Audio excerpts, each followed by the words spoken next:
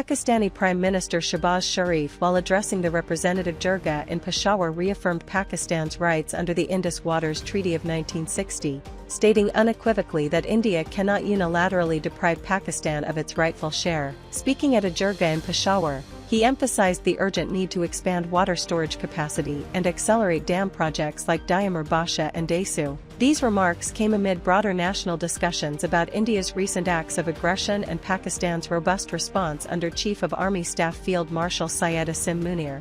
जंग थी दहशतगर्दी के खिलाफ, वहां पर केपी फ्रंट लाइन स्टेट था और है, आज भी है। एक एक कतरा पाकिस्तान के अवाम का हक है। 1960 के इंडस वाटर एग्रीमेंट का, और उसके लिए हिंदुस्तान दिन रात हमें धमकियां देता है। जिस तरह इस जंग से पहले धमकियां दे रहा था, उसका मजा उसने चख लिया। अब मजीद भी अगर उसने खुदा ना खास्ता कोई हरकत की तो फिर उसको सबक सिखाएंगे। लेकिन पानी के ऊपर हमें फैसला करना है। चारों सूबों को हम दावत देंगे, बैठ के बात करेंगे कि पानी की जो स्टोरेज कैपेसिटी है किस तरह बढ़ानी है हमने, ताकि हिंदुस्तान के नापाक और मजमूम अजाइम जो हैं वो दफन हो जाएं।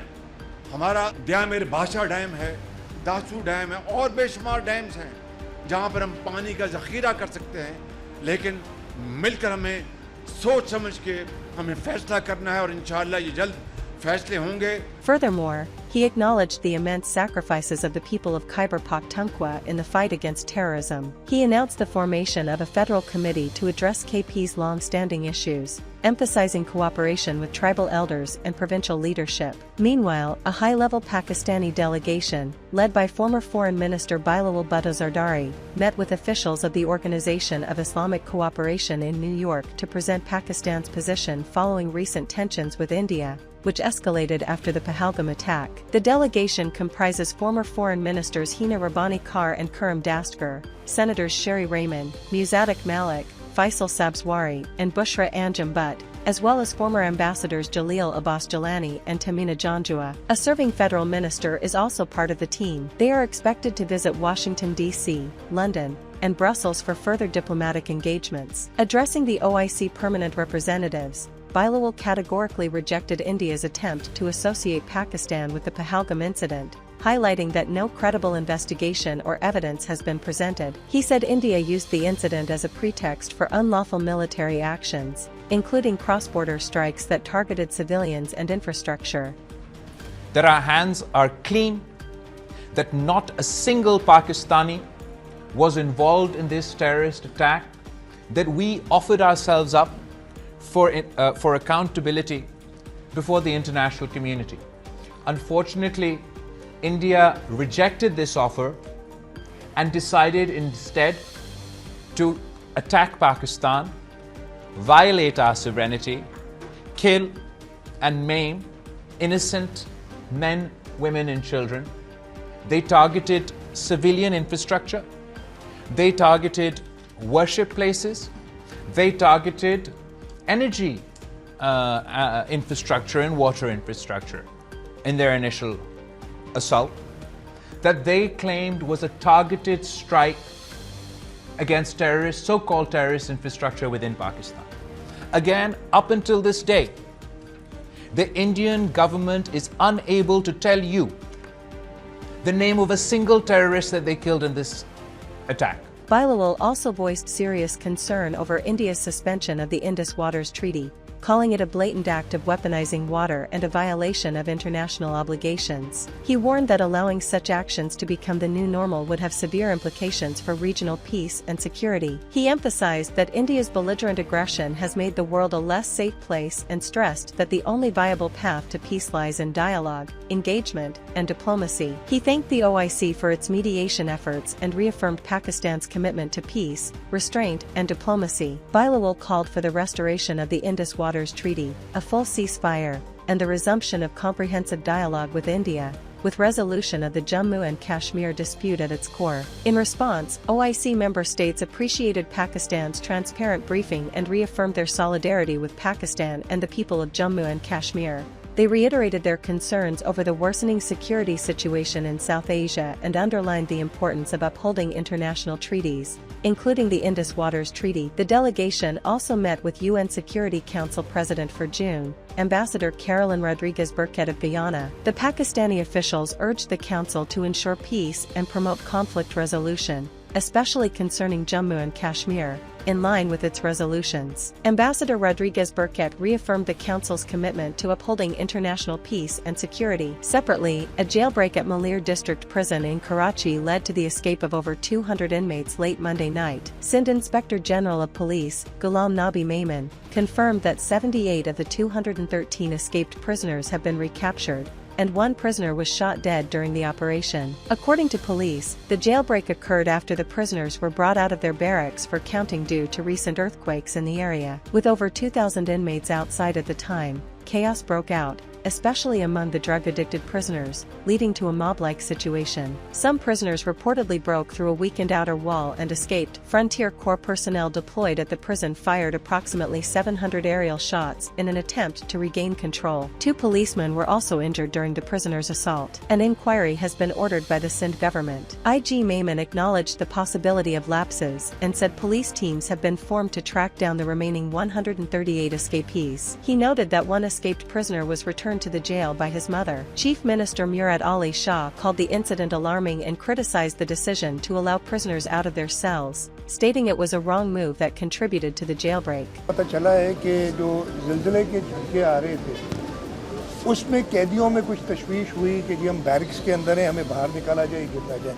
मेरा ख्याल है, अब अगेन मैं वो देखूंगा, मैं कोई जजमेंटल बात अभी नहीं करना चाहता, लेकिन इनिशियल थॉट यही है कि गलत था उनको निकालना। Meanwhile, Karachi experienced several low-intensity earthquakes in recent days. Although the tremors caused no major damage, experts have raised alarms about the city's vulnerability. Chief meteorologist Amir Haider Laghari attributed the quakes to an activated fault line. He said the tremors should subside in a day or two as energy is released. Karachi has no history of major quakes, but weak infrastructure poses a high risk. Geologists from Karachi University explained that pressure between the Indian and Eurasian plates can trigger minor quakes. Karachi lies on a passive margin, making strong quakes less likely, but not impossible. At least 700,000 people in Russian-occupied southern Ukraine were left without power on Tuesday after a series of Ukrainian drone and artillery strikes targeted critical infrastructure in the Zaporizhzhia and Kherson regions. Moscow-installed officials described the outage as one of the largest in occupied territory since the conflict began in 2022. Despite the damage, Russian authorities said radiation levels at the Zaporizhzhia nuclear power plant, Europe's largest facility, currently operating in shutdown mode, remained normal, though they described the situation as difficult. Meanwhile, a Russian rocket attack on the northeastern Ukrainian city of Sumy killed 3 people and injured at least 16, including children, as the fighting and civilian tolls continued to mount amid stalled peace negotiations. Speaking after a brief round of talks in Istanbul, senior Russian security official Dmitry Medvedev made clear Moscow's uncompromising stance, stating that the purpose of the negotiations was not to reach a compromise but to ensure a swift victory and the complete destruction of what he called Ukraine's neo-Nazi regime. Medvedev referenced a Russian memorandum demanding Kyiv cede more territory, accept military restrictions, and hold new elections. While the talks resulted in an agreement on a prisoner swap and the exchange of 12,000 bodies, no ceasefire was agreed upon. Medvedev also vowed retaliation for Ukraine's recent strikes on Russian strategic bomber bases, warning that retribution is inevitable and promising continued escalation. Over the weekend, Ukraine's security service, the SBU, claimed responsibility for a sophisticated drone strike operation called Spider's Web that targeted at least 4 Russian air bases deep inside Russia. Satellite imagery and verified drone footage show significant damage to the Belaya air base in Irkutsk, where at least 6 long-range Tu-95 and Tu-22 strategic bombers were destroyed or badly damaged. The assault involved 117 drones and also hit the Olynya base in Murmansk, with dramatic footage showing burning aircraft. Ukrainian officials estimate 41 Russian warplanes were affected, causing an estimated $7 billion in damage. Experts say the strike will likely force Russia to redeploy air defense systems over a wider area and possibly adopt more mobile defenses, although the loss of such bombers, some of which are no longer in production, could have long-term impacts on Moscow's missile strike capabilities. As the conflict grinds on, both sides continue to trade blows on the battlefield and in diplomatic arenas, with civilian casualties and infrastructure damage mounting amid deepening hostility and stalled peace efforts. In Gaza's Rafah, at least 24 Palestinians were killed while waiting for aid, according to the enclave's health ministry. The shooting occurred at a distribution point operated by the US-backed Gaza Humanitarian Foundation. Dozens more were injured, including one in critical condition. This incident adds to a series of deadly attacks on aid seekers. Gaza's government media office accused Israel of deliberately targeting civilians at aid sites in Rafah and the Netzarim corridor. The office said 27 were killed today,